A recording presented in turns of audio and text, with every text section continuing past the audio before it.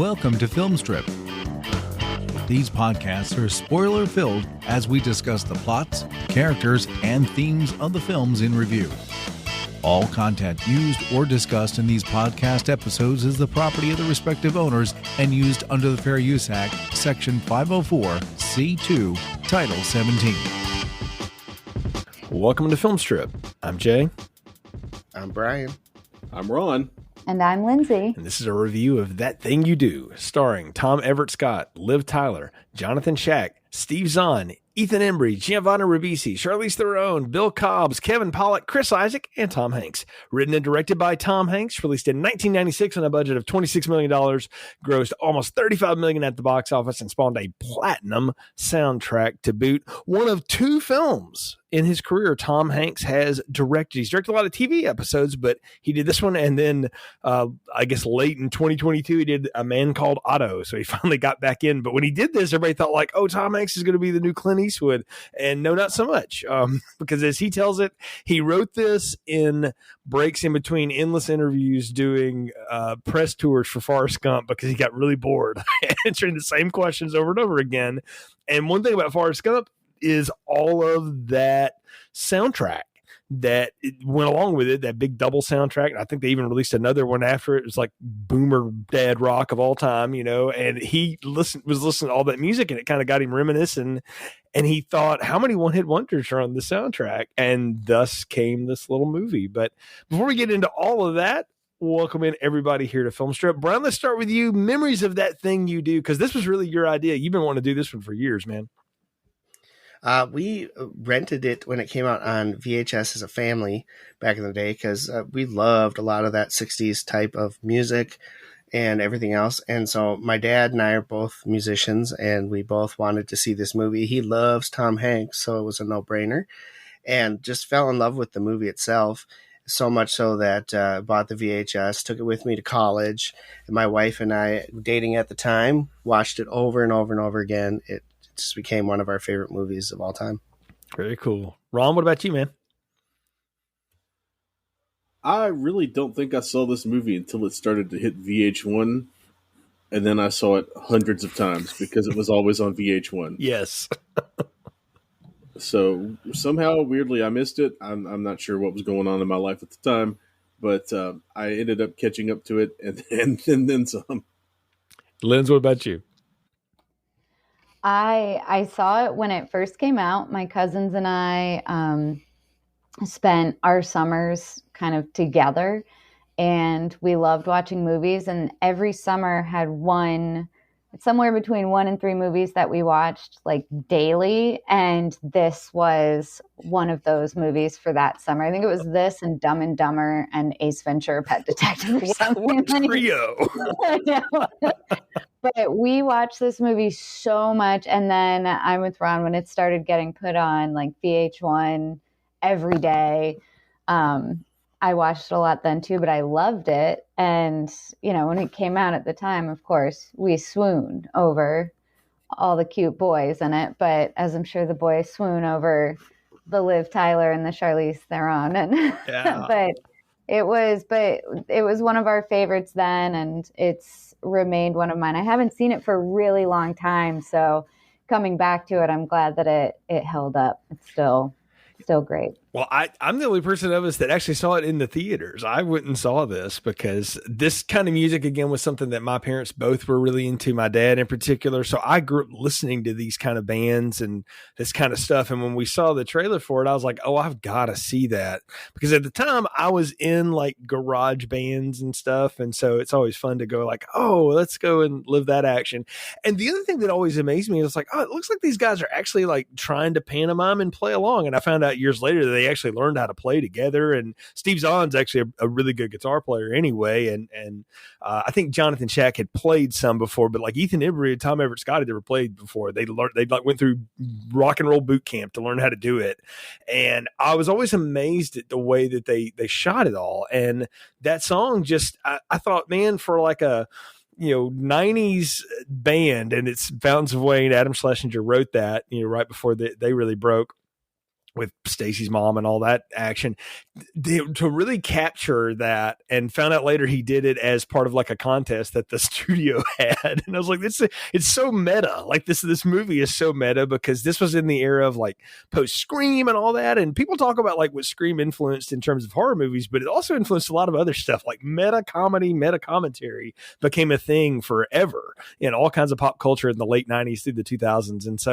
And I just thought it was neat because I was a big Tom Hanks nerd. And you can go back in the Film Strip archives. There's a movie I reviewed with Irina years ago called Nothing in Common. And there's like this little character trait that Tom Hanks' character has in that where he's always drumming on something when he's trying to think. And I had read in the early days of IMDb that like, oh, Tom Hanks is actually a drummer, and he just did that as kind of a thing. And so when I saw like, oh, Tom Hanks is writing a drummer movie, okay, I'm down, because have played every instrument in a band except the drums. Like I cannot do it. I can't get my feet and hands to work right. I just no. Like maybe if I had the Rick Allen action, I could just do it with my fingers. I don't know. I can't make that work. But I've never played the drums. But having gone up and played in a lot of bands and stuff, like I said, and what my dad was into, I love this movie, and it was so cute. And so I bought it on VHS when it came out. It was one of the first sell-throughs I got my hands on, and man, I wore the tape out. I watched it all the time in college with friends and stuff. And then the bands I was in, we would watch it together. I don't know why. We were trying to draw inspiration for that because we were not playing any of this kind of music, but it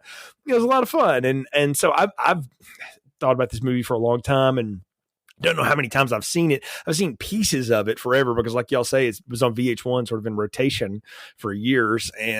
But it had been a few years since I went back and visited it. And like I said, Brian, you and I have been talking about doing this for years because we both have played music a lot and stuff. And so I thought, let's get the whole band together here and do this. And it's fun to think about a movie like this that mints people that have had 20-something year careers and things, like all these young stars. You mentioned Liv Tyler and Charlize Theron. They were nobody at this point. Like Liv Tyler was the girl in her dad's videos, but having her in the movie like legitimized it in some way because it was like you have rock and roll royalty in the movie, and playing a style of music that Steven Tyler would never play, but sure. And I didn't know who Charlize was until sometime later, probably Reindeer Games or some piece of trash like that, or Devil's Advocate, something along those lines. But I was always amazed too, though, that Tom Everett Scott, they cast someone who was such a dead ringer for Tom Hanks, even though he's like a foot taller. I was like, man, like he really looks like a young Tom Hanks. And I didn't know who any of these other people were, but of course I've seen them all in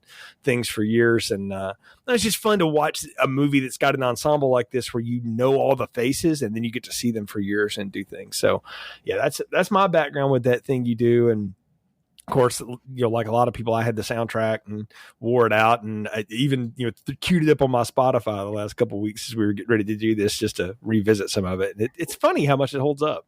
You mentioned Liv Tyler. She had actually had a couple big film roles before this. Empire Records was one. Yeah, that's one you did. Yeah, that one. Mm-hmm. Yep, really made her a name after the Aerosmith videos. Obviously, those were the ones. Stealing Beauty was a big one for her. Yeah. And then Inventing the Abbots came out after this, but those were three really big films for her, I think. Yeah. And I think having her in the film was one of the reasons I watched it. I'll tell you that. I was a huge Liv Tyler fan. And wasn't Ethan Embry the bass player? Wasn't he in Empire Records too? Yes. Yep. That's what I thought. Yeah. That's what it was. The whole time I was watching that movie, I was like, wait, what movie am I thinking of? Mm-hmm. And that's the one. And Giovanni Ribisi and Tom Everett Scott would both have roles in a movie I really like called Boiler Room that was a few years after this. It was in the early 2000s. I actually think is kind of a more Gen X version, or the later Gen X version of Wall Street, which is kind of cool. But if you ever want to see what Vin Diesel looks like with hair, watch Boiler Room. Yes. And Vin Diesel is a stockbroker. Like it's kind of wild, actually. He's actually really good at it. I mean, it's fun. But my college had a bus that we could take to travel to things, and they had an onboard entertainment system with a DVD player, but the DVD player had broken. The only DVD that you could play, because it was stuck in the machine, was Boiler Room. So I have watched Boiler Room several times on long bus trips. We'll have to revisit that sometime down the line because that's too good. Because that's a way to watch this movie is on a bus for sure. Because I think half the movie takes place on a bus and things like that. And this movie does too. Oddly enough, there's a lot of bus in this movie, as we'll get to. But I guess before we go any further, Ron, I'm going to pitch it to you. Tell the folks what That Thing You Do is all about. Jay, you've wasted thousands of podcasts.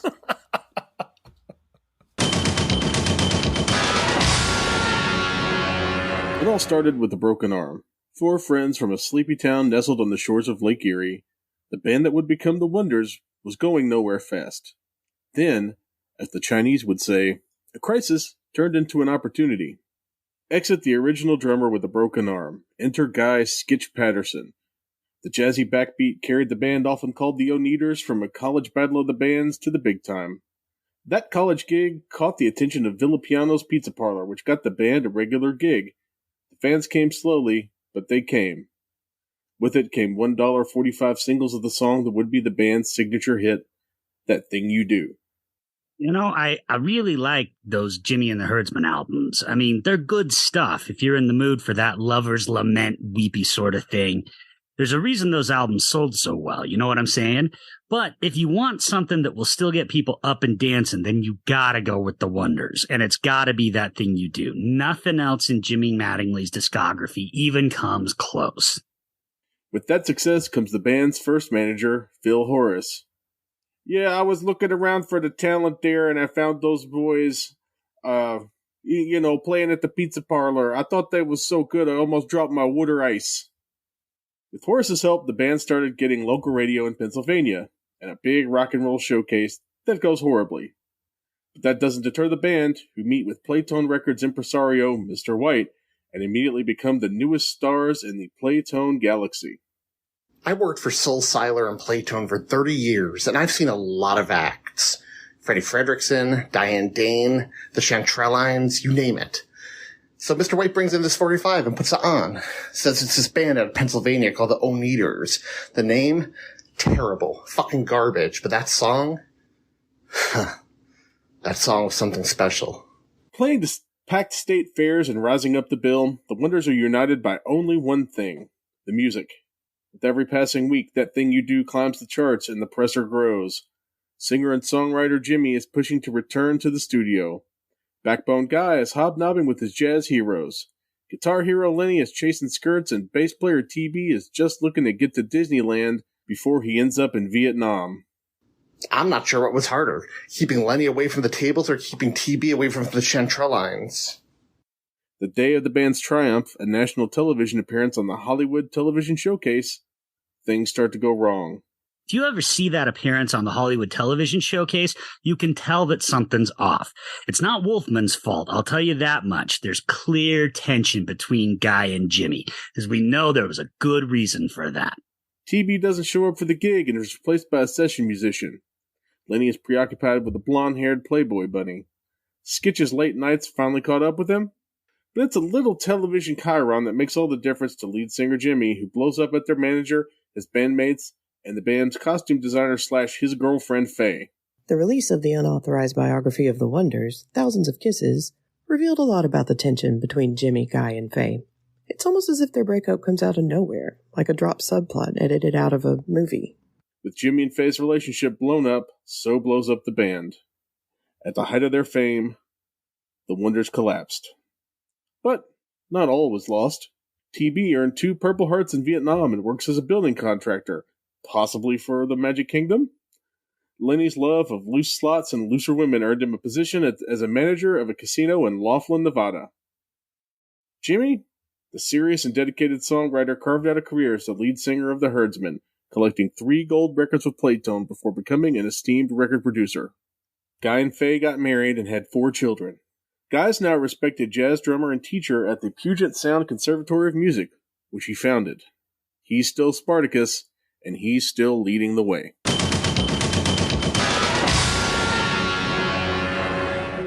No, No, that's a good plot summary, Ron. I'm glad you did it in that style because that is so perfect for how this goes. Because I think one of the other things I was obsessed with in the late '90s into the 2000s was behind the music. I think we all sort of off mic have talked about our obsession with that, and I feel like our generations are really the ones that got into the behind the scenes of things. And I feel like this movie works in a lot of ways because we do have a cultural obsession with just knowing like how the sausage is made, and how it all comes together and picking it apart. And the funny thing is, as much like if you see how the sausage is made, you realize like, oh, how corporate and sort of disheartening all of it really is. There's not a lot of artistry sometimes where you think there might be, but in the kernel of all of it is some tortured genius who's pissed at his girlfriend because she loves him too much or some nonsense.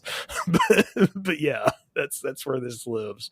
I want to start with just how they set this whole thing up with Erie, Pennsylvania. And Lindsey, I know you're in a different part of Pennsylvania, but you're our resident in Pennsylvania now. So congratulations for being elected on everything about Pennsylvania. New Jersey, Jeff. I mean, it's the same thing though. We're like right there. So, like, you're next door. It's the same. Yeah, so they are. You're in Eagles gear now. It's all good. Yeah, I know. but I do love that they set up this scene. And I got to say, they did a great job of set decorating all of this stuff and putting it in moment. And I love that little tune that it starts off with, that little doo-woppy loving you lots and lots. Like that just reminds me so much of like all the little bubblegum kind of pop of the day. And I thought it was so funny. And we get to meet Guy and his whole family works in the big cell phone department store, and they're sort of shade at Walmart moving into town and how much that sucks. Yeah, the little, I don't know, I don't think it's like a scratch and dent, but the appliance store that they work at, there's still plenty of appliance stores around here. Like that did not die. That's still very much a thing. Actually, our washing machine came from one. That's nice. Yeah, it was great. Got a great deal. But no, the whole setup, the whole vibe, the family-owned store. I love the interactions between like the dad as the boss and all of his little dadisms that, what did he say? Cooking the books. I'm cooking the books, Dad. Yeah, exactly. When he was just in there listening to music, but I don't know. Yeah, we see Guy's daily life is just pretty much going through this with his family, whatever. And then when they all leave at night, he's there to, balance the accounts or whatever. But he also, puts on his favorite jazz piano player, Del Paxton, and drums alongside of it. It's where you really get to see Tom Everett Scott like show off what he learned how to do. And all of that is Tom Hanks like creating. Like he created the whole, what is known as the I Am Spartacus drum riff. And I don't know, I thought it was cool. It's just very different. And it's funny to think about, like if you go and listen to a lot of those groups from that day, how much of their backbeat were guys that played like more classical music or played jazz and stuff like that, and then worked it into the rock and roll of the day. Like that was part of the mystery of the Beatles, was that their backbeat was so not what you would expect from a band of the day. And it's what revolutionized rock and roll for decades. I mean, there's a reason that Kiss was such an enormous band, because their drummer was also a jazz guy, Peter Criss. Mm-hmm. Yep, as I'm sure you know. Yeah, but if you listen to Paul, Peter Criss never learned how to play the drum. Also true. So I don't know how good of a jazz drummer he was, but yeah. But it's a fun introduction to him. And I do think it's funny, though, that for as he seems to have it together, and then his dad has to call him and go like, why are the lights on? Are we open all night? Giving him hell about that. Over and over again. Yeah, no, well, and it's like a running gag. And but he's also, are you playing one of those on the store hi-fi? I'll turn that off too. Yeah, you'll turn it off. Yeah, but but this is funny is like you're looking at somebody who's not a teenager, but he's obviously in his 20s. We'll learn later he's been in the army, he's back home, all this stuff. Like all these people are, I think Ethan Embry's character is probably the one that's like right out of high school, but everybody else is in their early 20s. You can gather, and it's sort of what life was at the time. Is just oh yeah, I'm still a kid though. Like I still deal with my folks and all this other stuff. And I don't know. I thought it was fun. It's a quaint way to kind of introduce us to him as a character. And I got to give Tom Everett Scott a lot of credit here. He had been on like a recurring part on a TV show. Like he had done nothing when they cast him. And Rita Wilson, Tom's wife, who plays one of the barkeeps in LA later on, is the one that told Tom Hanks to cast him. She said, he looks like you. He's cute. And so he's like, well, that'll work. That'll sell the tickets, dear. Thanks. But I do think he gives a really neat performance, and he's kind of fun because I think it's Giovanni Ribisi the next morning at the breakfast at the diner that calls him like Erie's lone beatnik, because he is kind of in that era. And I don't know. I just thought it was fun the way he comes in. Well, he's wearing like a black turtleneck when we meet him. So that is movie code for beatnik. And he's driving that little MG, that little mini car. It's, Lindsey, you're probably taller than that car he was in, which is funny he could fit in it. So he's so friggin' tall. But I love the scenery in the beginning here. The cars, they really did a great job of building this late 50s, early 60s set.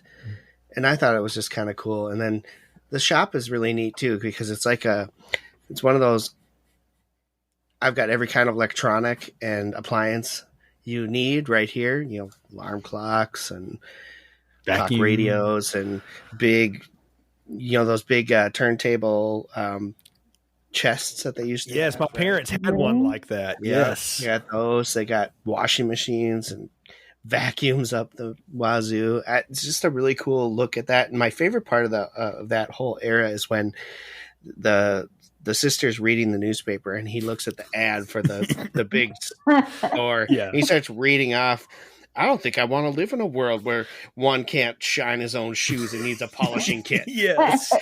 Let's just put that away, huh? Yeah. Or, I don't want to live in a world where I got to work on Sundays, Mama. Why don't we just put that paper away?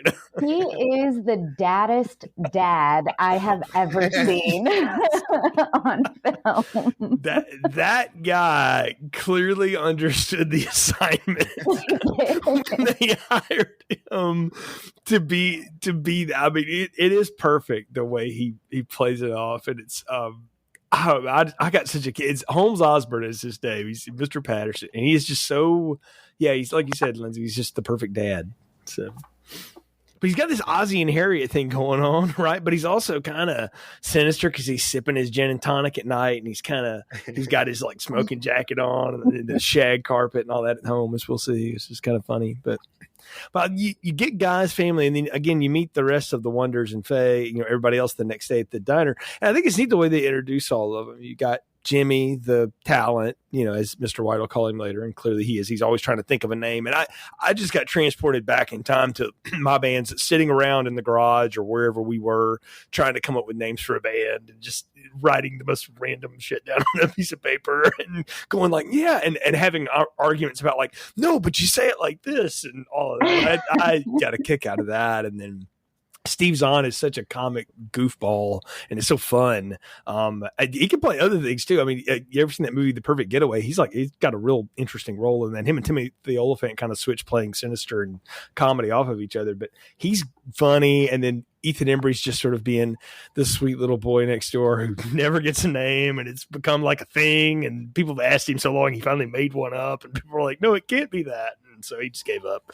And then Liv Tyler sitting over there, of course, being all Liv Tyler at the moment. And I don't know, it's neat it could be screenwriting 101, but it reminds me a lot of the way like Back to the Future sets up the family and the dynamic and the friends and things. Brian, when we reviewed that, we talked about like how each character, like you knew immediately what they were all about and kind of what their motivation was in their opening scene. And that's not an easy thing to do.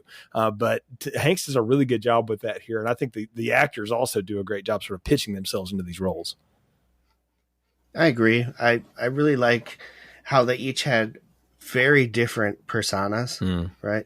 Like very different. The shy bass player, TBP.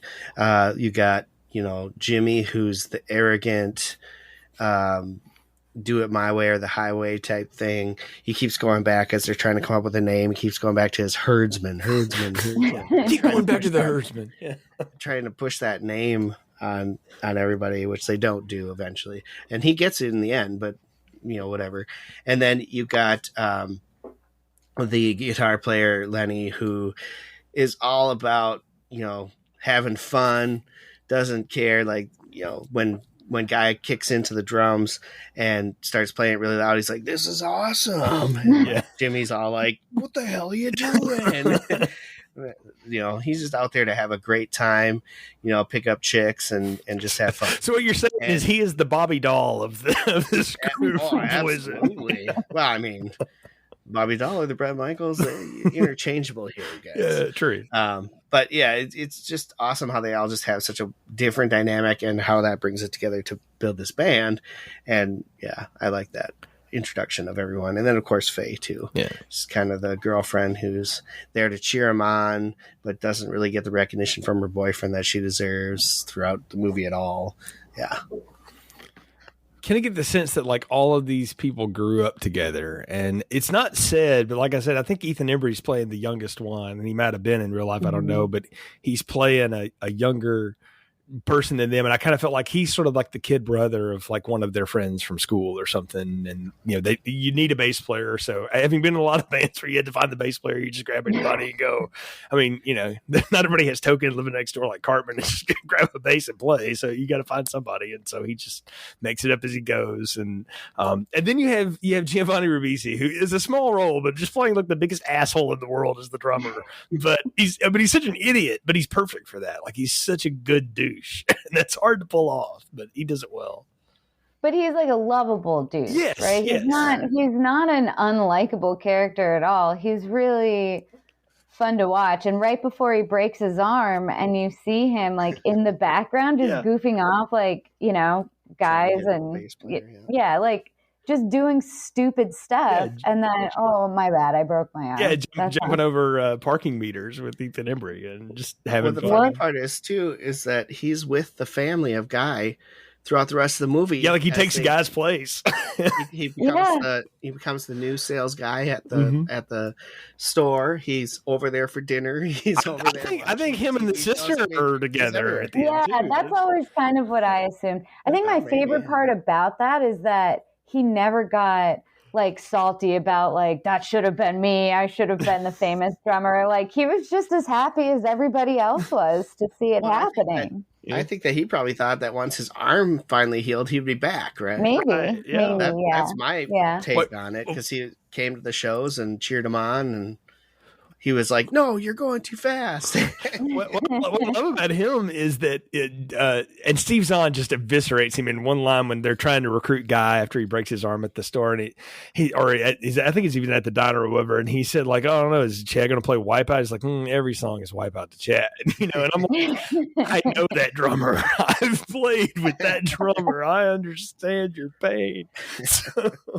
But it's one of the only serious moments Lenny has. But you can tell, like, that's the funny thing about him and Jimmy is Jimmy's like the serious artist, and he's really into like his pensive, moody music. And Lenny's the one, bro, but ain't nobody gonna buy that. Like nobody can dance that. But Lenny's just as talented. He's just goofy, and Lenny's the kind of guy that would drive you nuts because you don't know how he's playing. When he's playing, he just does. He's just good. And apparently that is Steve Zahn. Like he can just play, and they thought that was funny. And I don't know, he's such a good element here. But it's cute how they get him together. But I love when they're rehearsing in the garage.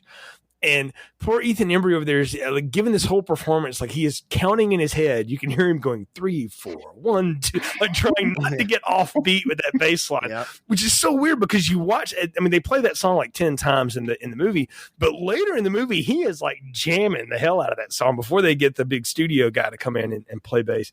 Like he's really learns how to play well, but early on, like they suck, and the song is just so blah and funny, and you see a guy just sitting over there, and in his head, I mean, we've watched this movie enough now, I'm going like, is he sitting there plotting that he's going to speed this shit up when they get to the talent show? Because he confesses later that like he was just nervous, but I'm like, that's bullshit, man. You playing this when you're in the garage. You could tell he planned it too. Yeah, he's definitely planning it. Sitting there at the end going, okay, that's the one song, right? Okay. All right, got it. I think what you're seeing with the bass player is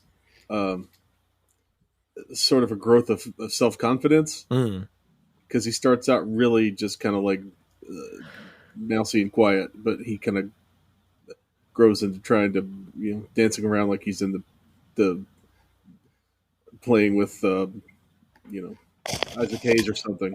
Mm-hmm. Yeah. Man, he gets better and everything. Yeah, and what's neat is I think it's funny we're all in agreement on that. That guy is sitting over there, Kaiser Sozeing all these people because he's like, yeah, we are not playing this at the Mercyhurst talent show. I'm gonna tell you right now, bro, this will die. And I mean, you're a drummer, and that is probably the most boring thing you could ever. I mean, he's barely even like he's just clicking his snare. He's not even playing it. And but what I love is that when they do the talent show and we get to see the other acts, and I don't know what that like the first girl group like the children laughing and I just died. So you know the one girl you know the one girl in the audience like really vibing with that folk band? Yes. My Brian looks at me and he goes, "That's totally your mom."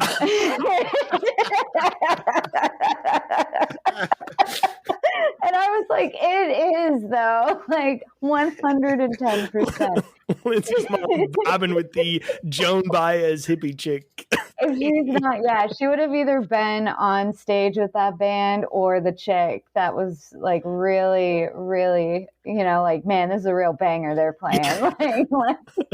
But you got God, it's like the jerk audience member who's really the voice of like the buying audience. I don't know. I've seen this guy in a bunch of things. I think I've seen him killed in a few horror movies of the day, but he's yelling. He's just like, oh God. And then they get to like the mariachi band up there and like everybody's into that. The frat boys are into that one.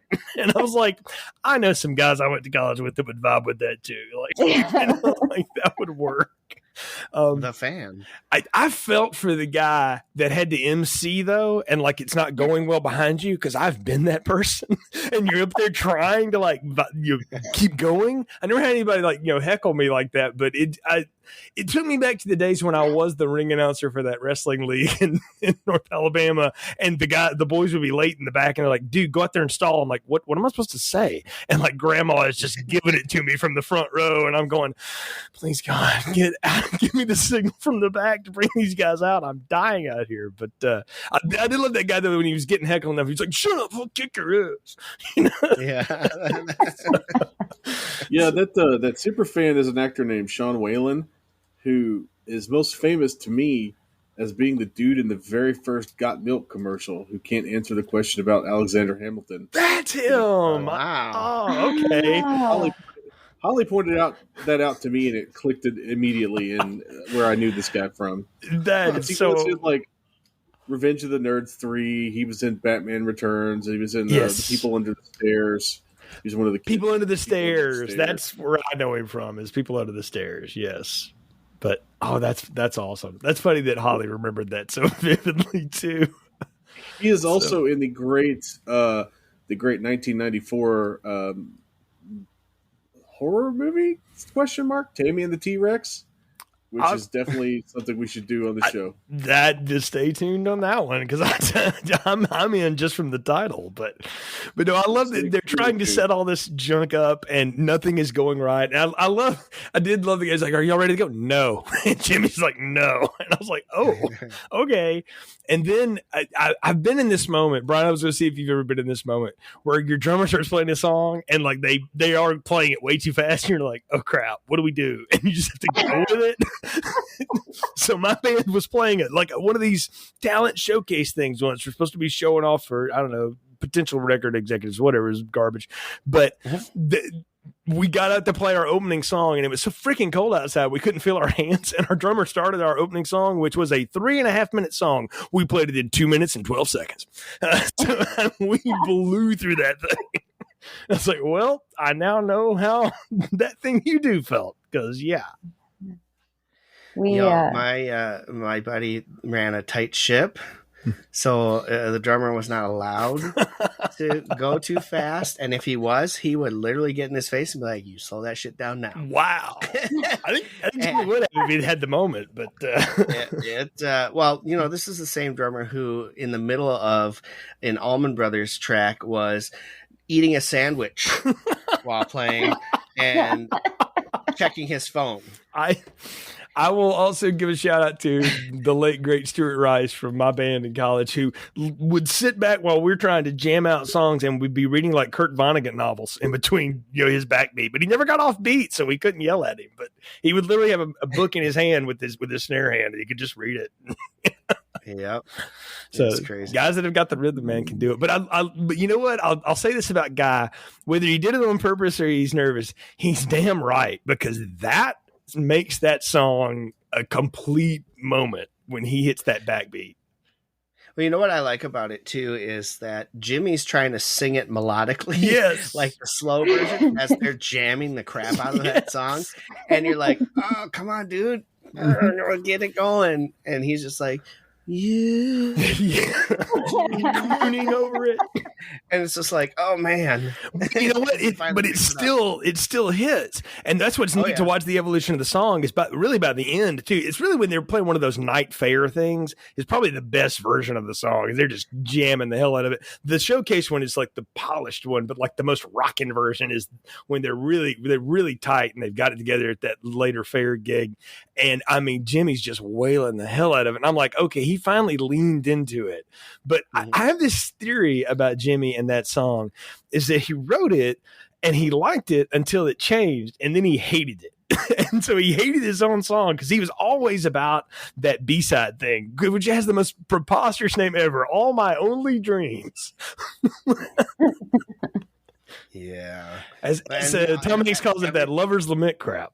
So. Yeah, and that's all he ever brought to the table, right? Mm-hmm. All he ever brought was the lover lament crap and the slow, you know, ballady stuff. He never brought anything big. So, but he comes around because the song that you hear over the end credits is called "I Need You, That Thing You Do," and that's Jimmy and the Herdsman. Apparently, that was his follow up, and so he actually wrote a song about his song that he realized he wouldn't have had a career if it wasn't for that. So it's kind of a neat little inside story thing. But yeah, you're right, Brian. When he's trying to sing that so slow and like all of that shit is jamming behind him. But you saw the crowd, and it was so neat. Sort of, you had the one girl that, like, you talked about the girl that was vibing with the Joan Baez girl. That was that other girl that started doing the surf rock dancing like immediately. Like she was in it, and then everybody else came, and that's when every dude in the house went to the front because they're like, "Uh-oh, all the girls like this stuff." And I remember playing the Fiji House, and the guys told us, "Dudes, we don't care what you play, just keep our women moving and happy."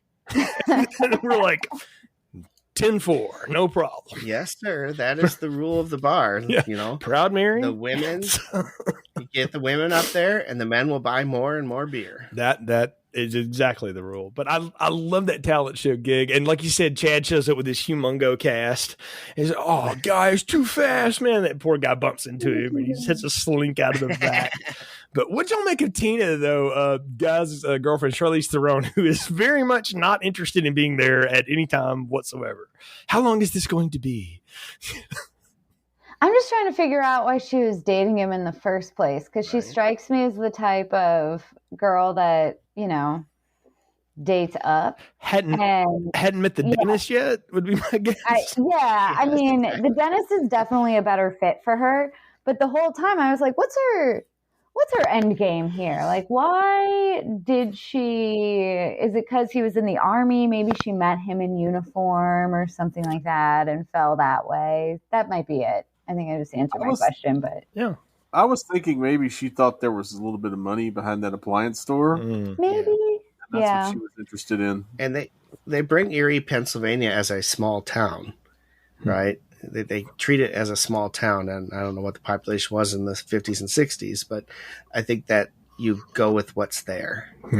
Well, there's a cut scene in one of the director's cuts, which I wouldn't recommend anybody to see because the stuff that got cut needed to get cut. But there's a scene where him and Tina are talking about like the future of the store and like moving it to a shopping mall and stuff. So like I think she definitely had designs on the store and they just cut all of it. But she had a lot bigger role for a little while, but they ended up cutting Maybe she was really into appliances.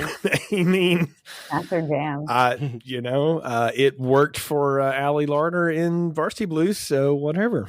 Get spin cycle and go. So, also one to stay tuned for. How have we not done that yet? But anyway.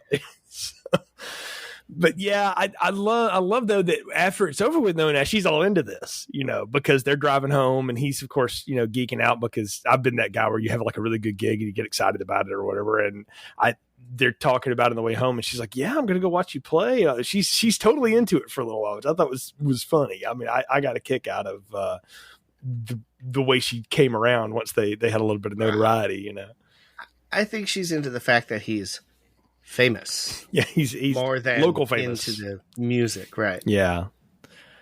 But then it's time to start playing for pizza at Villa Pianos. And the point I want to make about the pizza thing is when we first see them go in there, what are they doing? They're not playing that song. Jimmy's on a stool, being pensive, playing his ballad, and the guy in the back is going, can you please play something I can dance to with a girl, please? And not this garbage. And I did. Our fan. Yeah. And I did. And they kick it off and play it. And then all of a sudden, of course, it's a big hit and they make the money off of it. And that leads them to do what every band wants to do, which is we should record.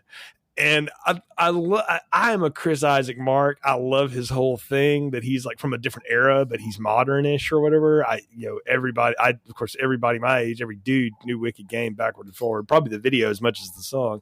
But I love his stuff. And the fact that he comes in as Uncle Bob, the church organ recording guy, and they record that in that church. But I love how he's got that whole like reel-to-reel setup and everything, and him and Liv Tyler over there clapping along, and you see the song starting to build this life. And I remember what it was like recording something and producing copies of it for people to buy, and just how cool you thought you were. Like, we freaking made it, man. My first band had like a 3-song tape you could buy for $4, and we thought we were the coolest thing ever when somebody would buy that crap at a gig we'd play. It never changes, man. It's still cool when someone buys your shit. Look, we've been doing this podcast a long time. People still download this somehow, and I'm going like, yes, thank you. I mean, I'm serious. There's like a cool charge to it. Ron, I imagine for you, it's like the first time you published and things like that. All the writing you've done through the years. Oh man, yeah, that was that was a huge deal. Like the first time I was in. Not necessarily online, because I had been writing online for years before anybody paid me to do it. But the first time I got put in a magazine and I could like open up the magazine and flip to the thing I wrote, it was amazing. It was better than all the drugs. And Lindsey, I mean, all the times you've been on a playbill, and goodness sakes, you're still doing it. I mean, it's got to be some bit of a charge to get to do that still. I am. Got a first show tomorrow night. So we've all been there and we feel it. And that's where we bring in their first manager. And Brian, I know you have hashtag thoughts about this dude. So please jump in. Well, I mean, first off, coming in there with a big camper, bringing guy out there and being like, no, you come out here. And then being like, yeah, why don't you step into my office?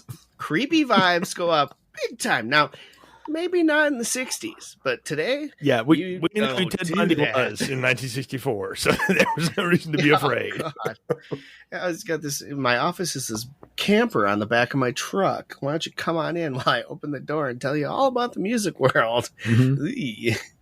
Music is like. It's like a good stew. All the pieces have to come together. And his stew does not look like a good stew. No, that looks like a terrible stew. Foreshadowing.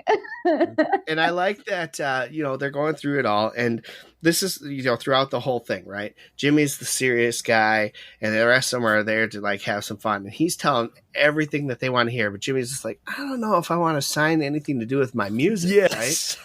And they're all like, "Oh, shut up! He's going to get his gigs, and he's got this really cool, camper." Yeah, I love Lenny. He's like, "This nice man in a camper wants to pay us to play. We're all signing. Everybody's signing now."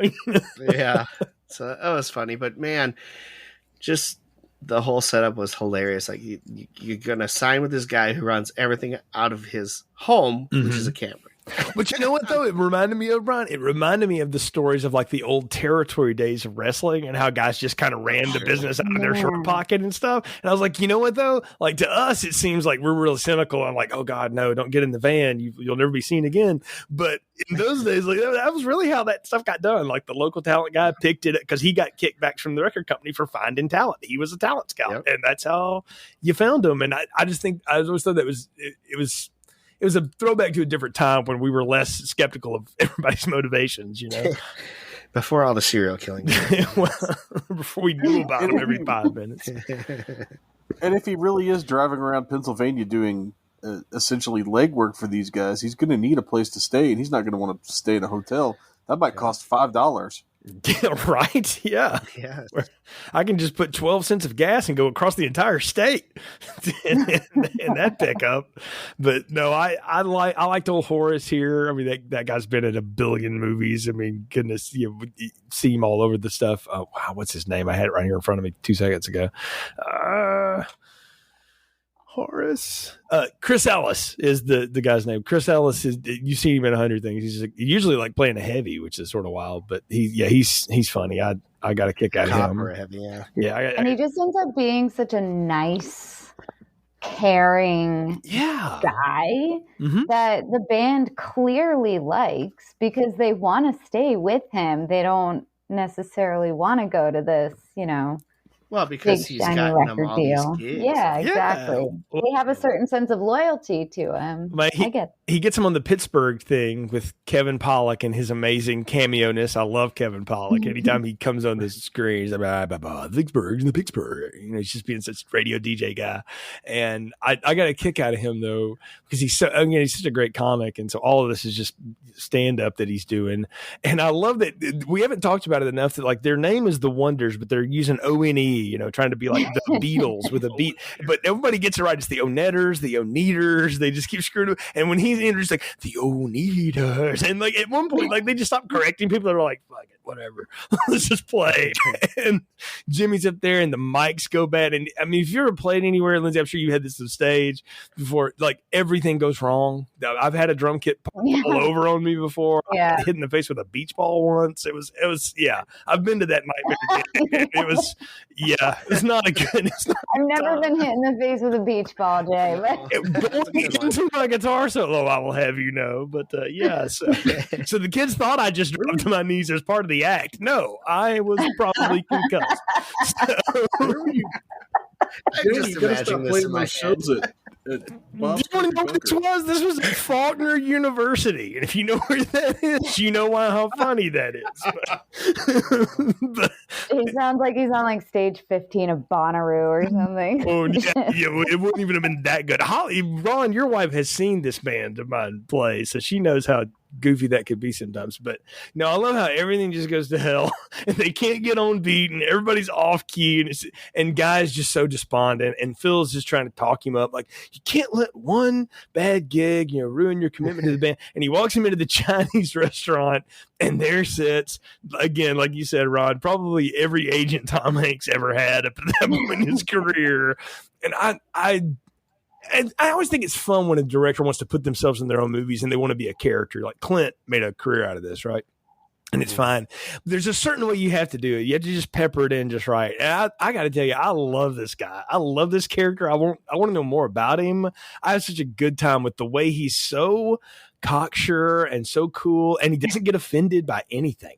He's just like, yeah, sure, no problem. You want to play the Ferris? Phil's your guy, and he's offering him this dream. And I don't know. I really loved Mr. White. I thought he was a blast. I love Mr. White. I think that I just love that he makes everything sound so much more awesome than it ends up being. Yes. Like they're going to be on the radio. All they get to say is hello, and then they're done. Or they're going to be in a movie and it's not them. They're playing a character and they don't like it. And, we're going to do this and that. And everything is like built to be this huge thing, and it's all like this big disappointment when it gets to it. Well, Jimmy doesn't like being in the movie. I think the rest of them really like being in the movie. Can we talk about the movie for a second though? Because that's a riff on like Frank and Annette movies, and I grew up watching those with my mom because she was a huge fan of those beach movies and stuff. And no record exec worth their salt would have had a band with a hit record under a fake name in a movie. No, it would have been the Monkees playing their like That Thing You Do would have been the song on the beach. Like they would have never let Captain Geach and the Shrimp Shack Shooters, be a thing. But it's been a private joke between Brian and I for years, though, about that. I do love how when they are on one of those radio interviews, and it's of course Clint Howard being his usual weirdness. And he's like, who are your influences? And they're going around the room, and Lenny's like Captain Geach and the Shrimp Shack Shooters, and the look that Tom gives him, like, dude, what the. What are you doing? And then we laughed so hard when he said that. Like I forgot about that. The second he said that, it was just like we lost it. Tears. We rewound it. We backed it up. We had to watch it again. It was so fun. It's a great comedy. But what's even better is when Tom Everett Scott guy starts laying out like all his favorite jazz musicians and stuff, and Clint Howard's going like, "Yeah, cool, man. Yeah, time to blow. Yeah." It's like I have no idea what this is talking about. Heard of it who these people are. Get this idiot out of my station.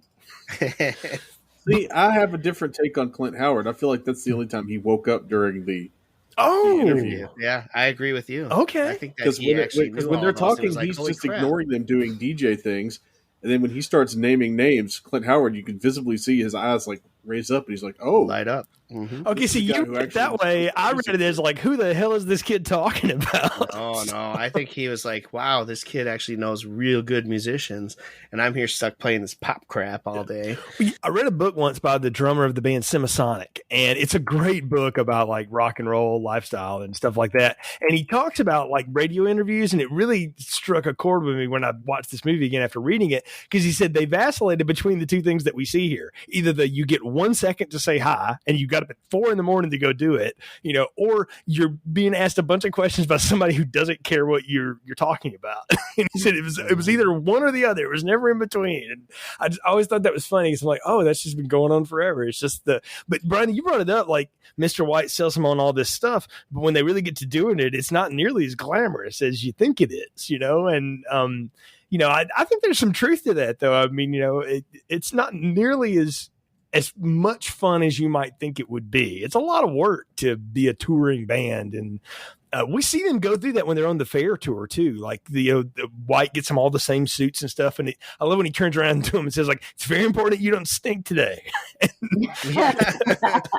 Or every time he sees them, you guys look great in red, or you look great in gold. Have I told you that? Yeah, you look great in this. He's being a good manager. I mean, he's a good A&R guy. He's supposed to pump them up. That's his job. And I love how he's got Faye there. And when he's meeting them, and he goes and when he finally gets them on the contracts, he's like, "This O-N-E, no, now you're just the Wonders." Like he just cuts right through the bull. He's getting them down, and he's like, "Yeah, you're nice boys, except you're the bad one." He gives him his sunglasses and all this stuff. But I love how he when they bring Faye along, he's like, she's sort of my girlfriend. Like Jimmy's such a douche at that moment. And he's like, "Oh, that's cute. You want her on tour? She's your costume person." But she becomes like useful. Like at some point, I expected him to go like, "Faye, you want a real job? Because these guys suck." Yeah, I think he does give her a real job on the tour, and I think he has her get all these different things for them, and so she kind of becomes like a helper for costuming and all sorts of different things.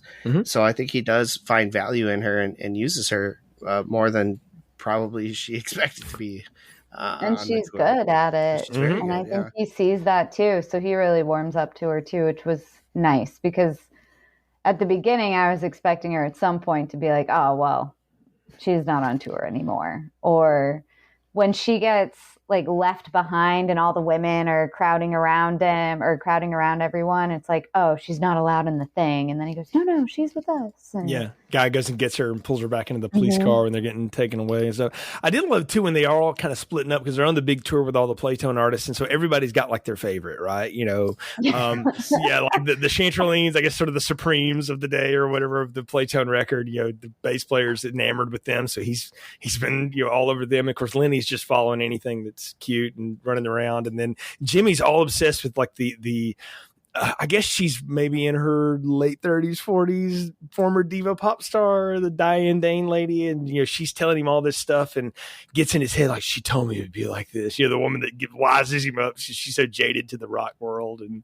everything. But what I like about it, though, is that you see the one central character is that Guy is the most likable one of all of them. As fun as any of them can be. And that his personality bleeds onto people. So they meet the guy that's like the host of the big tour. And he had a song that was like a, you know, fake James Bond TV theme song, Mr. Downtown, and he starts singing it to him, and you can tell the guy's like, "Oh God, please don't sing the song to him." But the next scene, he's playing the tune. It's like he brought it back out because he's like, you know what? Let's break that one back out. I thought that was cute. And it was kind of I think he was kind of like, yeah, great. You know, he's singing it better than me and get away because he has to sing it over and over and over again. He doesn't need someone else singing it to him. Oh, see, I read it like when he did it like that. He was really getting into it again because the kids were into it. So no, he's getting into it because that's his stage character. Okay, well, fair. So fair enough. I don't think he wants to sing that song ever again in the rest of his life, but that's what makes him the money. So that's what he does. I mean, you know, it's like Warrant with Cherry Pie. I mean, yeah, they never wanted to play that damn song ever. Yep, but they had to because the fans wanted to hear it. Yep, fair. So Danny Lane went down as the Cherry Pie guy. I'm going to side with Brian on this one, too, because I felt like it was definitely him. Like, all right, let's get into character. Oh, okay. And then getting through the song. Because I feel like that would have been the ultimate destination for the Wonders had they were made a band. Yeah, to do a theme song on like a Thunderbirds type show or something. No, to fall slowly down the card of the Playtone tour until they're the opening guys playing their one song. Fair. Well, I mean, they they were the middle guys playing their one song, and they ran off stage. I love how like he's coached them so much. Like you run quietly, quickly, orderly off stage. Like they bow and then they just jet. I'm like, that was hilarious. Leave them wanting more. Yeah, but I mean, he's right though. What's neat, and they do such a good job of it. And I give Hanks a lot of credit for shooting a group playing music can be kind of boring looking if you don't know what you're doing. And I love how many times he goes out of his way to show like these guys aren't just Ralph Macchio and Crossroads pantomiming, that we made them learn how to play. So even if it's not them actually playing, and it's never is, they are playing believable. And it's all this overhead shots of the drums and the way that they're doing and close-ups of their hands and stuff. And I'm like, they're not faking that shit. That's what that really looks like. That's really good. And I appreciate that as somebody who plays music and just watches that for that kind of stuff. It's rare to find in a music movie, you know, unless you have like real musicians. Macchio didn't play guitar on Crossroads. He did not. I'm sorry to blow that for you, Brian. Steve Vai and Ry Cooter say hello, though, by the way. But yeah. So did Tom Everett Scott play drums before this movie? No, neither he nor Ethan Embry ever played anything before this movie. Oh, but he did the thing where he spun the drums. They spent 6 months playing together as a group to get good enough to be a garage band. I tried doing that with a pen all the time, and I just cannot. Well, you can go on YouTube, and it was several years ago. It was when Adam Schlesinger was still alive. They did a bit at a Fountains of Wayne show where they're like, dang it, our drummer broke his arm. What are we going to do? And Tom Everett Scott comes out with Jonathan Shack and Ethan Embry, and they all play That Thing You Do Together. They're pretty good. Like Tom Everett Scott can still play it. So it was good. That's cool. Yeah. I was going to say, one of the reasons why this movie looks so good is because the cinematographer, Tak Fujimoto, is the cinematographer who is Jonathan Demme's dude. Yeah. He did Silence of the Lambs. He worked a lot in Howard Deutsch, like with Pretty in Pink, and did a lot of the 80s classics. He did Where the Buffalo Roam, which is a great-looking movie. Not a great movie, but a great-looking movie. I mean, you got to start with Terrence Malick. He did Badlands, so that means he's got some cachet. Yeah, so if you want to make something look interesting, it's going to be that guy. No, excellent to call him out because Tak Fujimoto is an incredible cinematographer. Not a bad actor either. I've seen him in a few roles. He plays a kind of a precursor to the OJ trial of a medical examiner in a Harrison Ford joint called Presumed Innocent, which is better than it has any right to be. It's actually pretty good, but he's good in that as well. But no, great callback there, Ron. And as they go, they're getting bigger and bigger. And I love that we keep getting the inserts of the billboard thing, and it's going up the charts and up the charts. And Jimmy's so enamored with this, like he has to tell everybody at the bar about it, you know. And I'm like, well, I mean, I'm not going to sit here and say I wouldn't do the same. So okay, like I understand. It's one of the few times you see Jimmy get legitimately excited about the fact that this is happening for him. Because I think of everybody in the band, he enjoyed it the least of anybody. Even though he maybe had the longest music career of any of them when it all was said and done. It's sort of sad that, like, oh God, it'd be like if Darius Rucker hated Hold My Hand and like resented that he ever wrote that song for Hootie or whatever and stuff like that. Maybe. No, I have a question. So if you he loves it. Yeah. I've never, I watched the movie pretty carefully. I did not see Jimmy take a drink at any point. He doesn't. Like an alcoholic drink. No, but he everybody doesn't. else does. Yep. Jimmy is that because not... he's the straight arrow, the genius. He's so serious about his music, Ron. He's just, he can't let it get anything. He's already sold out to the man. He can't let anything else compromise him, even though you compromised up the wazoo. That's what's funny about this movie is, again, it's so meta commentary about itself, is that we're going to be like the real Americana rock and roll band. And you see them when they are, and you're like kind of rooting for them. And then you see them become part of the machine and you see that it just destroys them, but it also makes them as famous as they could ever have been. So it's 6 of one, half a dozen of the other. But it's funny to watch that. It's like, yes, let's send up. And it's also, Hanks has admitted that, like, this is not that different than what it's like to be an actor. And, to get the right movie at the right time. And then all of a sudden you've got everything and you just do all of it, Well, for them, it happened in like 2 months. That's it. They just blew onto the scene from like getting onto the radio to now they're actually on the chart. And I think it was, is it Lupita Nyong'o was her name? She like blew onto the scene. She came from, not nowhere. She went to Yale for acting, but that was her first film right out of college. And everyone was just like, she won an Oscar. Yeah. Her first movie. And that shit happens sometimes. And it happens with bands too. I was trying to think of a comparable band or teen heartthrob or something that like just came out of nowhere when I was growing up, and I couldn't think of one that, I don't know. I feel like all the music I listen to never quite hit the charts anyway, but I don't know, Backstreet Boys, maybe. Hanson kind of came out of nowhere. But this story, the white character says it at the end, is like, this is a common story, another one-hit wonder. That was Tom Hanks's whole muse for this, is like, wonder what it was like to be a one-hit wonder, and at that point in his career, Forrest Gump had blew him into a different stratosphere as an actor. He's coming off of that and off of Philadelphia and Apollo 13 and all of that stuff, and so he's about to just be like the most celebrated actor of the time. And what do you do with that? Well, you tour relentlessly, you never get any sleep, and you kind of have to remind yourself why you're doing this. And that's the whole thing, and what we see them go through. And I'll give this for Jimmy. As much of a, again, kind of douche torture artist as he is, the man does have principles. Like, he is good. He wants to stick to his thing. He wants to do a thing. So when they get back in that studio bit, we'll get back to the gig that they played beforehand. But when he wants to record, like every chance they sit down with Mr. White, what is he talking about? Go to the studio, record a new song. Go to the studio, record a new song. And I kind of feel it. I'm like, I hear you, man. Like, you want to put something else out there because you don't want to just you don't want to be a one-hit wonder. Nobody sets out to just be that. And he is desperately trying to not do that. So I got to give him props for that, at least. You talk about, too, how it ruins the band. I don't think it does. I think the only one it ruins is Jimmy. Yeah. Everyone else is enjoying the ride all the way through. Now, of course, the bass player goes off and does his military thing that he's getting into and kind of is gone. But Lenny is loving every second of it. Guy is loving every second of it. Throughout the whole movie, everyone is like gung-ho, let's do all this stuff, except for Jimmy. He's always the reluctant one. So I think the only one that ruins is Jimmy, just because this isn't how he envisioned everything being. Yeah. Everyone else is like, this is amazing. I do think it's a neat plot point that they write the Ethan Embry character, like when they're doing the whole first bit, when they're signing up with White, and he's like, and then we'll go out and do this. He's like, not me.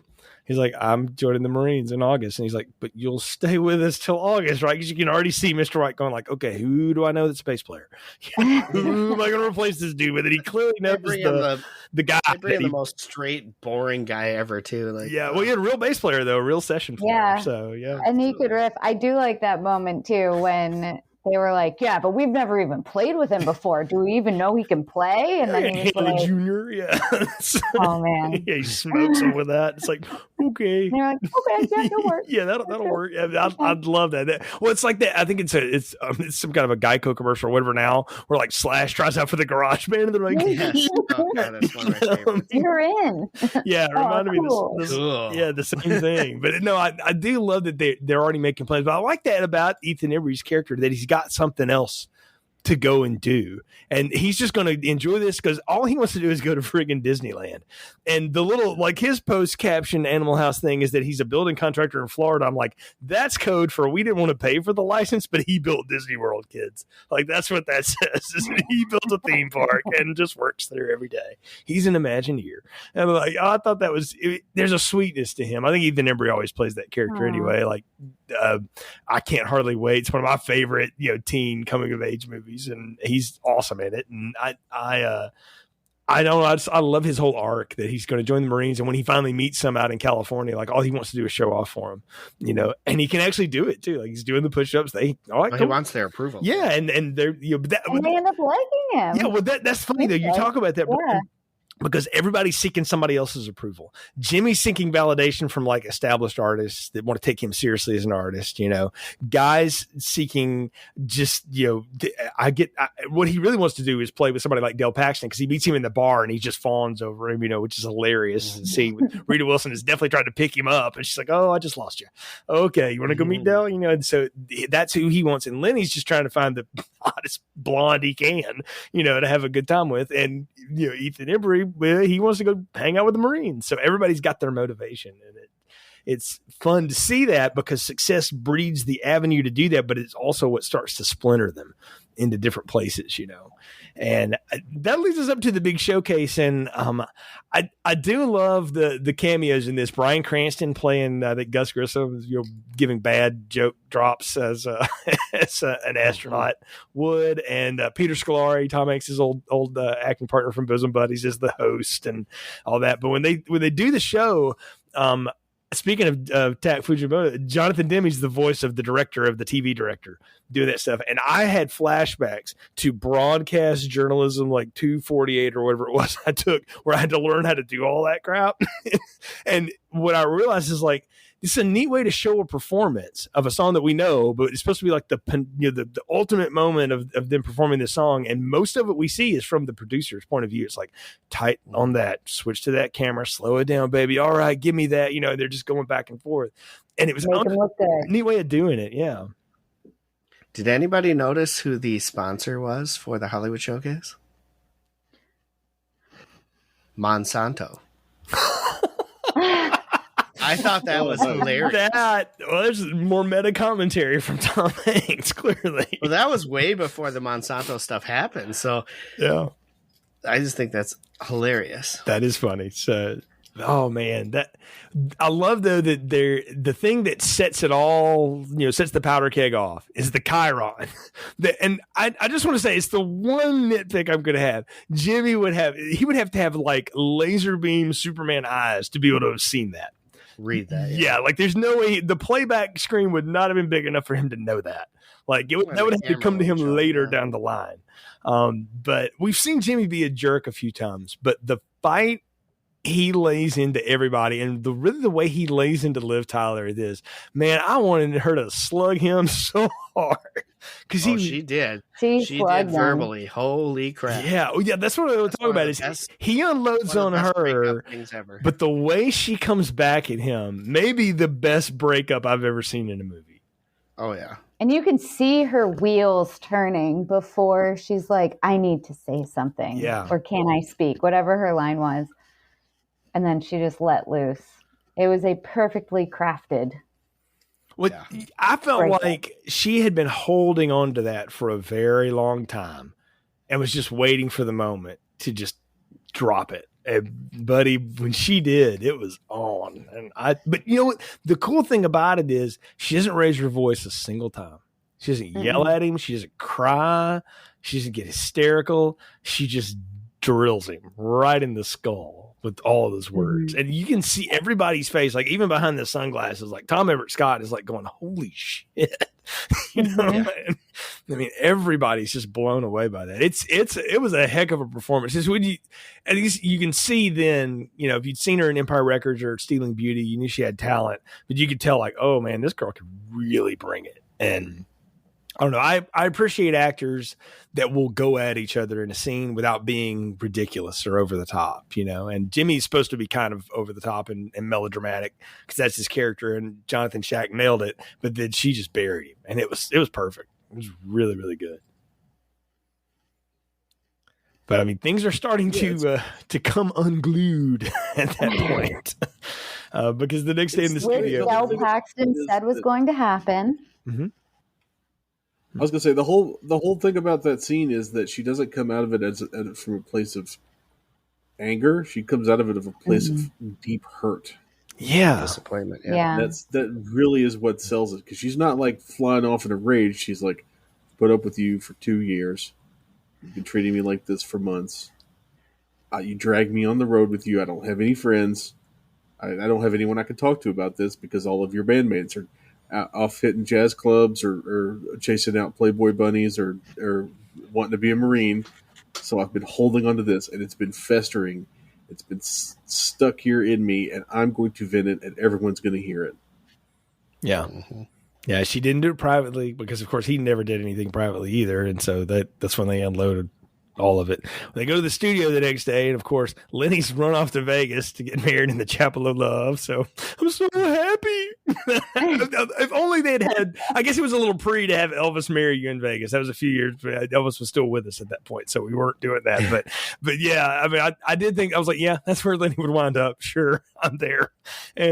And then, of course, the bass players run off with the Marines to Disneyland, so he's having a good time. And they're doing selfies, which I didn't know like people did, but in the '60s. But okay, timer on the camera. That's not new, but they're doing that. So it's Guy, Jimmy, and Mr. White in the studio, and it's what the hell's going on? And the argument is there. Is Jimmy's like, no, I'm not going to do this. And I love all the list of stuff that Mr. White says. You're going to play these hits from the Playtone catalog. You get one side per record, but I don't want any of this Lover's Lament stuff. I want something I can sell. And you're going to record that thing you do in Spanish. And so he just drops that in there like, does Jimmy know Spanish? And they're all going to be snappy. Yeah, something snappy. And I love Jimmy does have a good comeback like, fine, I quit. And he just walks out the door. And to the credit again, and it's actually in the liner notes of the soundtrack if you want to read it, but it's implied in those cut scenes and then in the post-credit stuff. Is that Mr. White knows, like, Jimmy's pretty talented dude. I'll probably hang on to him at some point. I can work with that guy because somebody like that, they're going to really give me something if I can get him in the studio again. This band didn't work, but who cares, you know? And I love that he leaves poor Guy there, but he gives him a compliment because Horace had told him this before too. And he said, you are the smart one. You know, and he lays out what everybody is, Jimmy's the fool, or Jimmy's the talent. Lenny's the fool. You're the smart one. And Faye's special, isn't she? And he just looks at him and kind of gives him that note. And it's like, yeah, she kind of is. And so he didn't know what to do with himself. And I love that his thing is he starts to play the intro to his song again. And he immediately realizes, like, man, I friggin' hate this song. And he just goes back to playing what he loves. And then in comes cool Bill Cobb just to be, Mr. Cool in the studio there, and they're laying down tracks together, which is everybody's dream, right? You're sitting there and your dream musician walks in and wants to jam. My favorite line is that, I'm just over there recording in Studio C with Willie Walker. Willie Walker? Can he jam with us too? Let's just keep this a duo, yeah. But yeah, that is great. But what you see, he runs out of the record studio with all like the reel to reel, the tapes, and you're like, holy cow, they must have really laid something down. And he runs into Faye at the hotel, and he has the whole bit about like, I think I can really make it as a session drummer in LA. I'm going to stay, and they have their goodbyes. And I thought it was a really sweet goodbye that they had between two people who clearly knew each other a long time. And I don't know, it's Liv Tyler's second best scene, in my opinion, is where she's trying to tell this guy, I love you, but I can't say that to you because it might be weird right now. I thought it was really cool how they did that too, because you could tell she was hoping he was going to do something. Yeah. When they talk, and then she says goodbye like 3 times or something like that before. And then she runs into a chair on her way out. Yes, it's so cute. It's like, hey, catch the hint, buddy. Catch the hint. Yeah. And I love the doorman at the hotel. Yes, he's an Lamar. excellent character. Mm-hmm. Yes. Excellent character. And he's kind of like, come on, where I'm come from, they ain't right to leave girls sitting there alone. Mm-hmm. So I liked how they really built that up at the end there too. Yeah. And I liked how he went up to her and just said, when's the last time you've really been like properly kissed? And she goes, 1961. He was like, wow. All right. She knows the exact date and who it Mike was. Kripke's basement or whatever it was she lays on him. All right then. Yeah. Well, up until he lays one on her, apparently, because then that's it. 'Cause she kisses him right back, and it's a sweet moment. It really is, and this is the kind of movie that needs to end that way. I'm like, yes, it does, and I love that we do get the interplay cards with all this stuff, and what happened to everybody, and that they raised 4 kids in California while he was a session drummer, and now they run a jazz conservatory in Upper Washington. I'm like, 2 kids from Erie, Pennsylvania went to the West Coast and never came back. So even though their parents are like reenacting their Hollywood showcase in their living room endlessly. Now I feel like, and maybe I'm incorrect here, but I feel like this reel at the end where we see, everyone's life story and what happened after the movie, was that just a big thing for 90s movies in general? I feel like it was. I think so. And I think too, it was, I heard Hanks talk about it once of why he did it. He said, I felt like I couldn't leave everybody hanging. I wanted everybody to have like the happy ending. And so he wanted to just give everybody that. He said, you got to remember, I came from sitcoms where everything had a wrap. He said, so you had to wrap it up. And he said, I just wanted to get ready to wrap up. I think that was the thing. Movies now, we're kind of left to our own devices to make up the end story in our own heads. And at the time, it did it with The Sandlot, for example. Mm-hmm. But every time a movie wraps like that now, it feels like, oh, wait, was this based on a true story? Right. I need to Google that. Did I miss something? I missed the based on a true story at the beginning. Mm-hmm.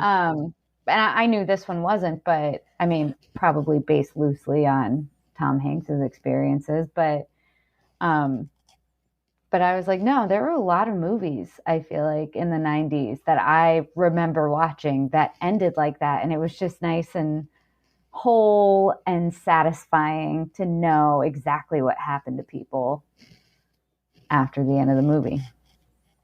But like you said, Jake, right? We need to know. Well, we had to know, and I love that they give everybody like what seems so believable. Like, yes, that would have been what happened to Guy and Faye, and then yes, Jimmy went through, had hits with the Herdsman because he finally got his damn Herdsman. Brian finally got that, and we're hearing their song play at that moment, and he became a record producer. So he was Playtone for the rest of his life. That was his thing, and then Lenny, of course, married the Playboy Bunny, and that didn't work, but yeah, the casino gig did. So he's working with De Niro and Joe Pesci, or at least Dennis Farina, somewhere out there in a casino. And then the bass player, got Purple Heart for being brave and all that, and then went and had a career building Disney World or whatever in Florida. And so, but I love how none of them went back home.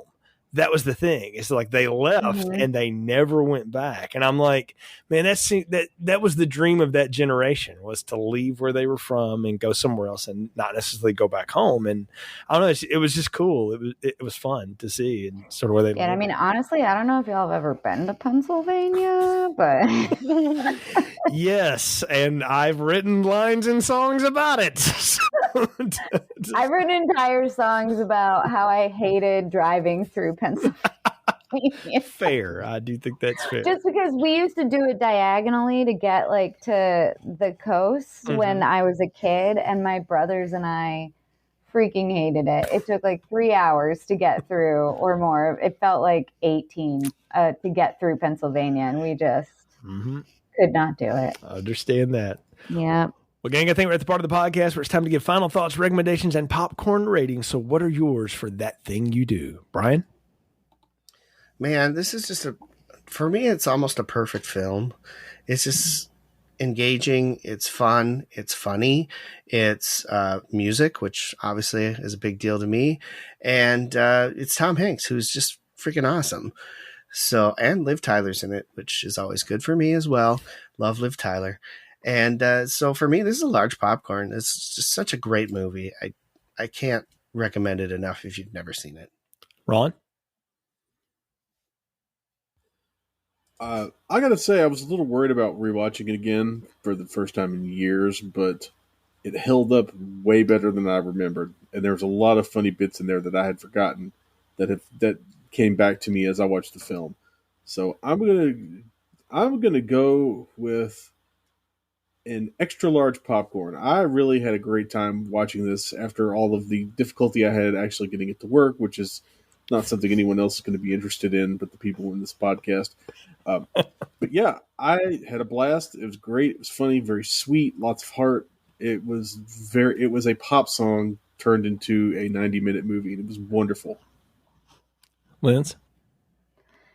But like the best pop song, I don't even know. I feel like calling it a pop song doesn't even do it justice. I love this movie so much, and I think, and we didn't mention, and I feel like it's worth mentioning because he did my favorite soundtrack of all time, Lord of the Rings. Howard Shore was a big part in the music of this movie. I think he was listed as the conductor, but I also, I'm on Ron's side. I was a little worried about rewatching it because it had been so long since I'd seen it, but I loved it so much growing up. I was like, I think this is going to be a good one. I have a good feeling.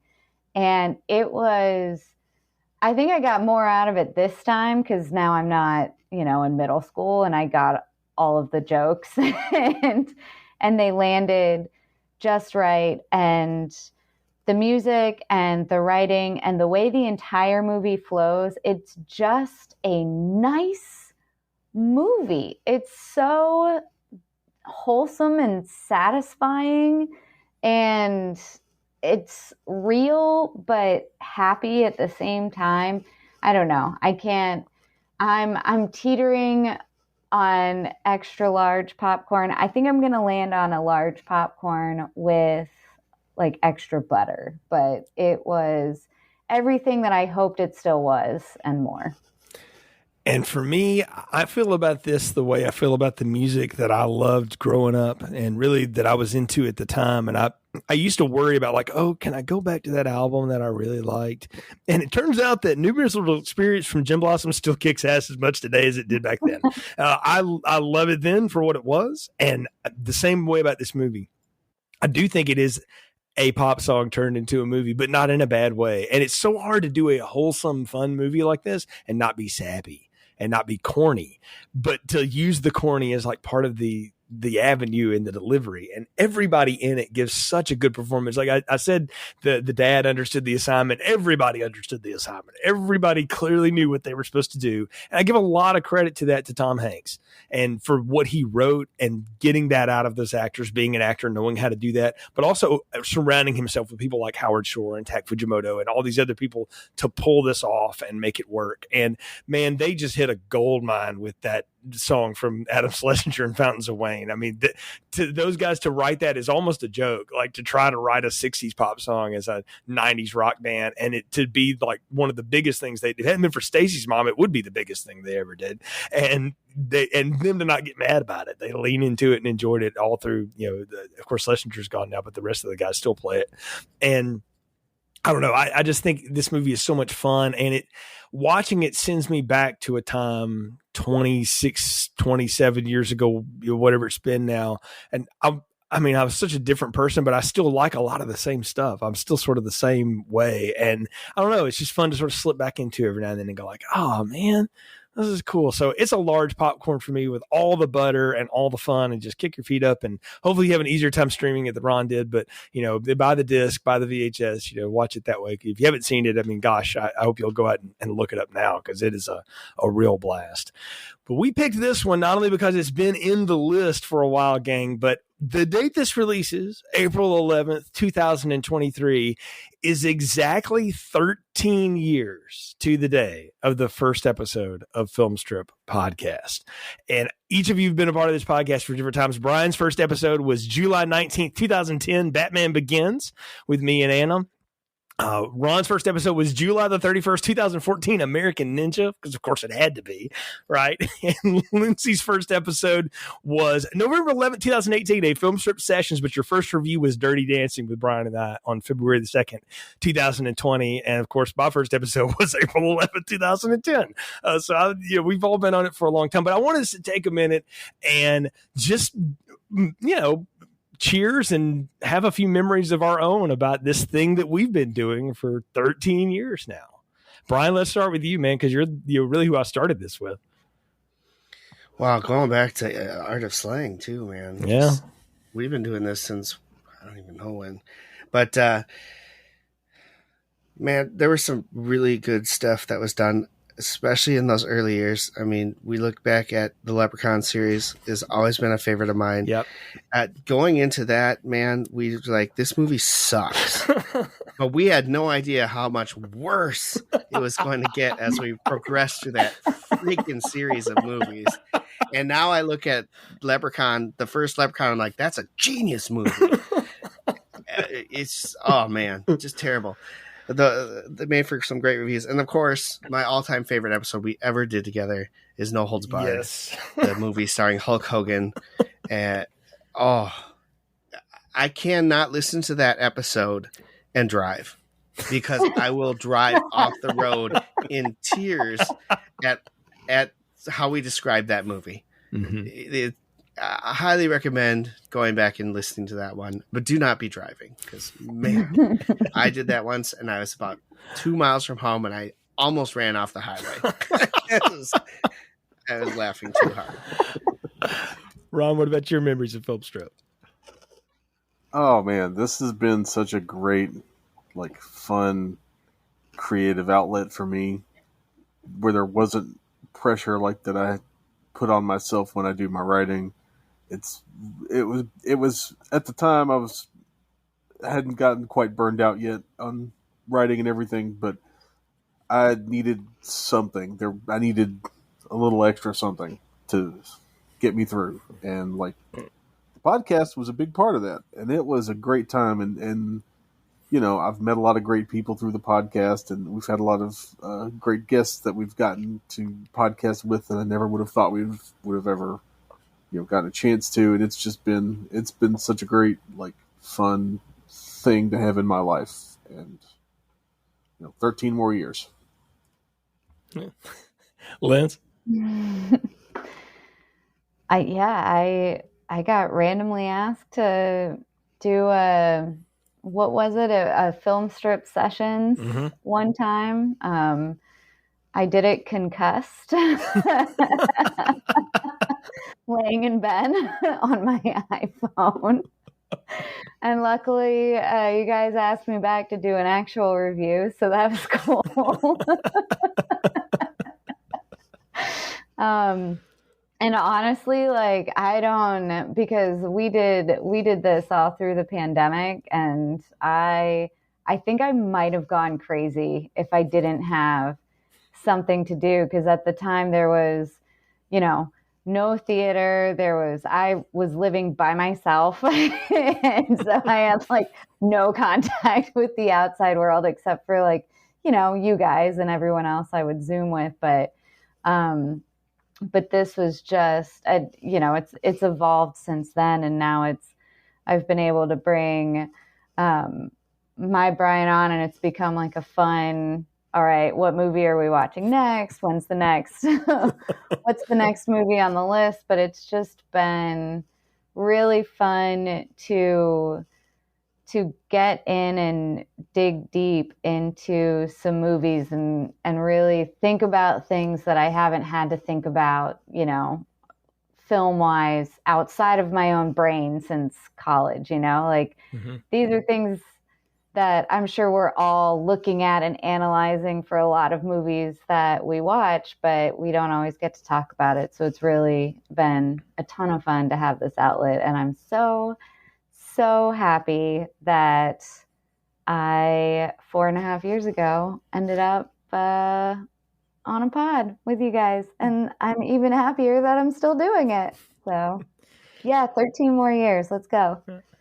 I've done a lot of creative outlet stuff in my life for years. I've always kind of had something. Movies are always my first love of things, and then I got into music, and that was a decade or more of my life of just doing that. And I didn't know what a podcast was when I started doing them.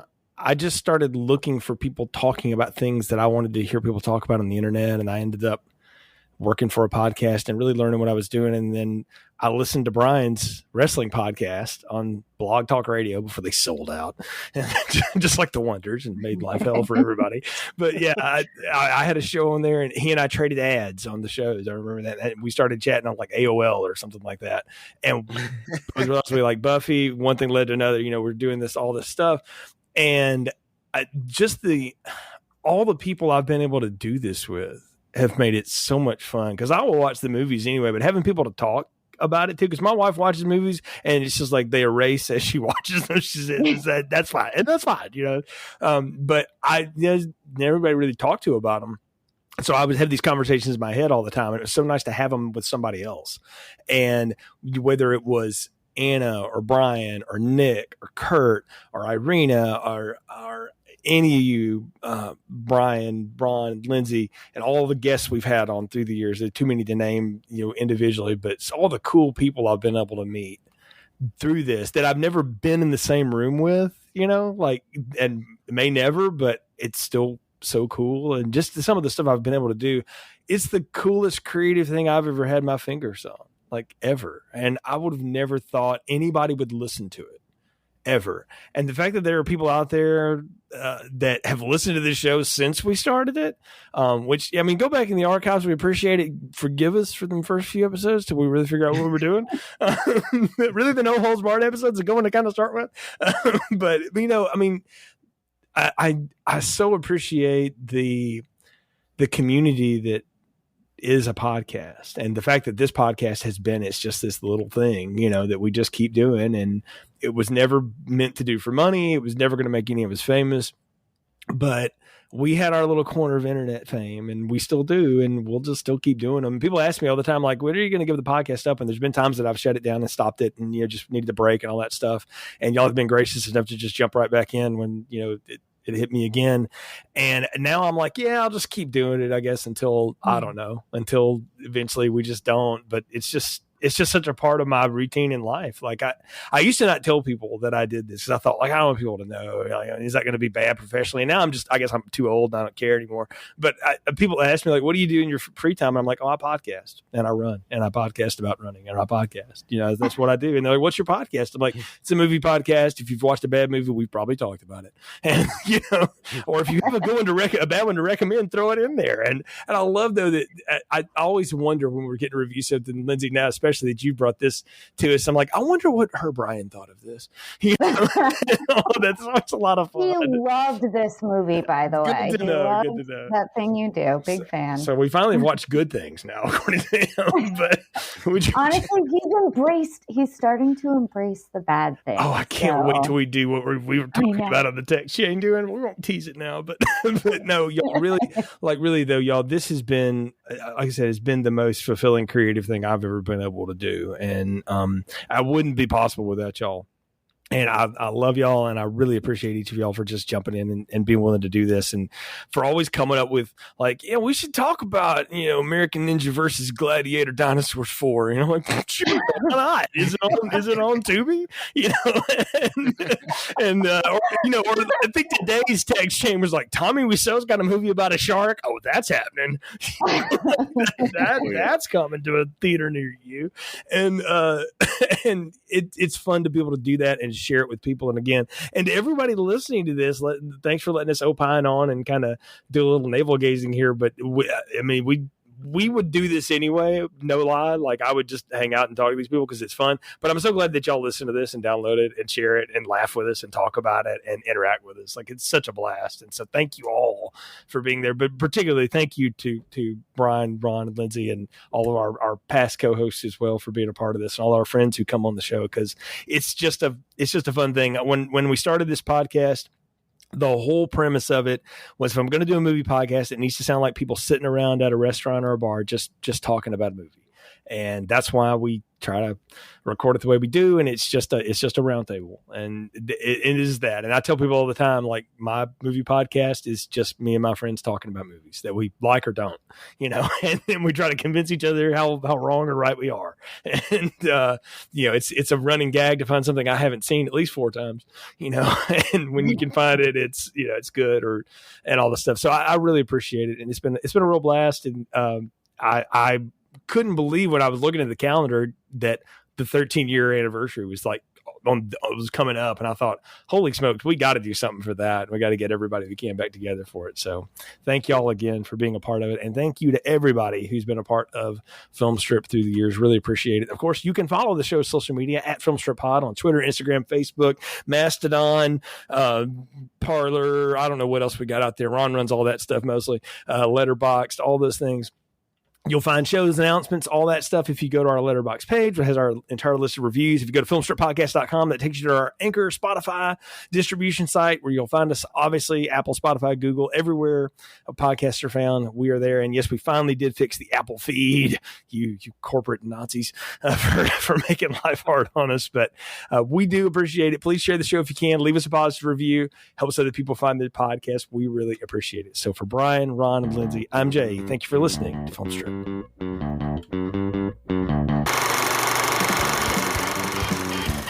Thank you for listening to Film Strip.